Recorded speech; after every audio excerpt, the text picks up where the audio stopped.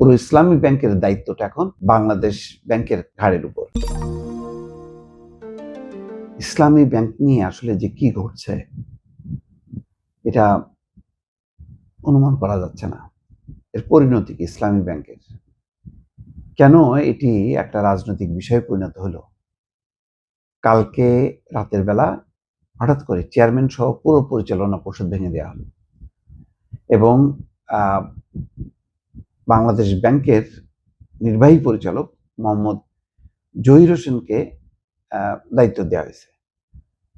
তিনি বলা হচ্ছে যে জহির হোসেন দায়িত্বপ্রাপ্ত কর্মকর্তা এখন, বা অর্থাৎ পুরো ইসলামী ব্যাংকের দায়িত্বটা এখন বাংলাদেশ ব্যাংকের ঘাড়ের উপর।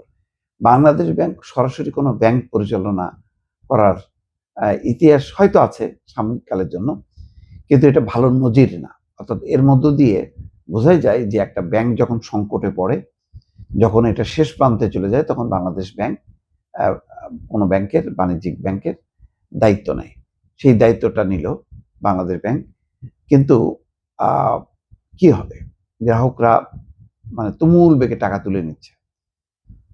২৫০০ কোটি টাকা ধার দেওয়া হয়েছে এই যে টাকা তুলে নিচ্ছে সেটা সামাল দেওয়ার জন্য। ১০,০০০ কোটি টাকা তারা চেয়েছিল, সেই ১০,০০০ কোটি টাকা দেওয়া সম্ভব হয়নি। এখন বোঝাই যাচ্ছে যে ২৫০০ কোটি টাকা দিয়েও সামাল দেওয়া যাবে না। কেন হঠাৎ করে এই সংকটটা তৈরি হলো, এটা কারণটাও বোঝা যাচ্ছে না।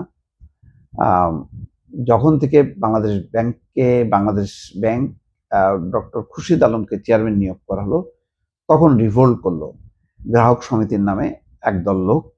তারা গ্রাহক বলছে, কিন্তু কার্যত দেখা যাচ্ছে যে তারা জামাতে ইসলামীর নেতাকর্মী।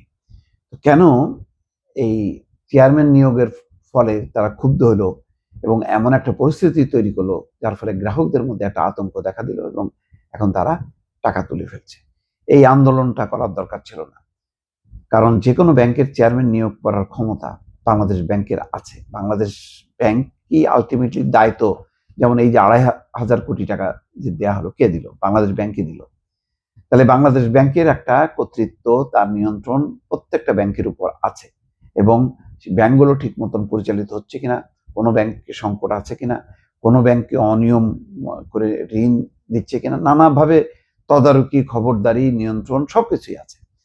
কিন্তু এটি ওই অনেকটা গ্রামীণ ব্যাংকের মতন। ডক্টর ইউনূস যেমন চেয়েছে যে গ্রামীণ ব্যাংক কিভাবে চলবে না চলবে এটা তার এখতিয়ার, ঠিক ইসলামী ব্যাংকটাও সেই রকম একটি কর্তৃত্বে নেয়ার চেষ্টা জামাতের পক্ষ থেকে সম্ভবত করা হয়েছিল বলে বিষয়টা পার্লামেন্টে এটা নিয়ে হইচই হলো। যখনই নাকি পার্লামেন্টে এটা নিয়ে কথা বলা শুরু করলো এবং তার অনেক কিছু তথ্য ফাঁস করে দিলেন স্বরাষ্ট্রমন্ত্রী, তখনই আমি টের পেয়েছিলাম যে এটার কপাল খারাপ। কারণ এই ধরনের আলোচনার পর গ্রাহকরা যখন দেখে যে না, সরকার তো এই ইসলামী ব্যাংকটাকে নিয়ে সন্দেহ প্রকাশ করছে, তাহলে এটার খবর আছে, তাহলে এটাকে আর এখানে আর টাকা রাখা নিরাপদ না। এরপর পরিস্থিতিটা আরো অবনতি ঘটল এবং ইসলামী ব্যাংক কর্তৃপক্ষেরও উচিত হয়নি বা জামাতেরও উচিত হয়নি এটাকে রাজনৈতিক ইস্যুতে পরিণত করা। যার কারণে আজকে কি পরিস্থিতি হবে এটা বলা মুশকিল। ইসলামী ব্যাংকের চেয়ারম্যান সহ ৫ পরিচালক নিয়ে বাংলাদেশ ব্যাংকের নিয়োগ করা স্বতন্ত্র পরিচালক ২৪শে মে ইসলামী ব্যাংকের তৎকালীন চেয়ারম্যান এম জুবাইদুর রহমান পদত্যাগ করেন। পরে ওই দিন রাত ৯টায় বাংলাদেশ ব্যাংকের সাবেক ডেপুটি গভর্নর মোহাম্মদ খুরশিদ আলমকে ইসলামী ব্যাংকের স্বতন্ত্র পরিচালক এবং নতুন চেয়ারম্যান হিসেবে নিয়োগ দেওয়া হয়। তারপরে নানা বিতর্ক দেখা দেয় এবং আন্দোলন শুরু করে। কেন এই আন্দোলনটা? গ্রাহকরা কোন ব্যাংকের কে এমডি, কে চেয়ারম্যান, এগুলি নিয়ে তো গ্রাহকদের কোনো স্বার্থ নেই। তাহলে গ্রাহকদের ব্যানারে এরকম আন্দোলন শুরু করলো কেন? এতে বোঝা যায় যে ইসলামী ব্যাংকের যারা মানে পেছন থেকে নেপথ্যে পরিচালনা করায়, তাদের একটা চাওয়া যে পুরো চেয়ারম্যান সহ পুরোটাই হলো তাদের কর্তৃত্বে থাকবে। তো সেই জায়গায় বাগড়া দেয়াতে আজকের এই বিরোধ। এটা পুরো ব্যাংক খাতটাকে একটা অস্থির করা হলো, যেটা নতুন সরকারের জন্য অত্যন্ত মানে বিব্রতকর।